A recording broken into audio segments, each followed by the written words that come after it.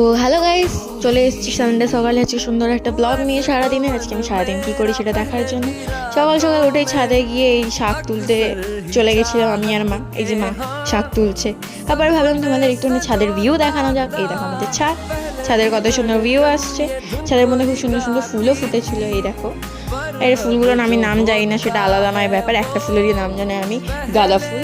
সেটা খুব ভালো লাগছিল আমার দেখতে। এই দেখো, তারপরে আমি চলে গেলাম আমার বন্ধুকে একটা দরকারি জিনিস দিতে। এই যথাযথ রেডি হয়ে এই যে আমি বেরিয়ে গেছি। আর আমাদের ব্রিজটা দেখো, ভালো লাগছিলো আজকে ওয়েদারটা আমার বেশ।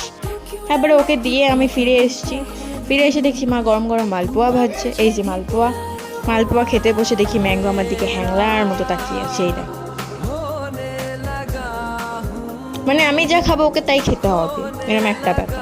তারপরে খেয়ে দিয়ে ওর সাথে খেলে আমি একটুখানি চলে গেলাম আঁকাতে আমার স্টুডেন্টকে আঁকা দিয়ে আমি বসেছিলাম। এই যে স্টুডেন্টের বাড়ি আমার বাড়ির কাছেই।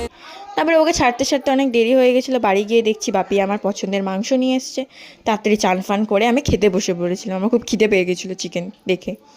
তবে ইভিনিংয়ে ঘুম দিয়ে একটু ঘুরতে চলে গেলাম। এখানে বাবা আমাকে একটু লিফট দিয়ে দিল। তারপরে আমি অটো ধরে চলে গেলাম যথাযথ একটা লোকেশনে আমার। তারপর ওখানে দেখছি খুব সুন্দর তাজা সবজি বিক্রি হচ্ছে, ভাবলাম তোমাদের একটু দেখিয়ে দিই। তারপরে ওখানে আমার বন্ধুর জন্য ওয়েট করছি আমি, যে আমার বন্ধু দাঁড়িয়ে আছে। ওর বন্ধুর কে সেটা তো বলতে হবে না গাইস। এখানে দেখো একটা মুরগি ঠিক আমার মতো ঝিমোচ্ছে, এ দেখো। তারপরে অত রাত হয়ে গেছিলো বলে আমরা অটো ধরে আবার ব্যাক করে আমি আমার বাড়ি চলে গেছিলাম। তো আজকে দিনটা ভালো করেছে guys. Good night and tata.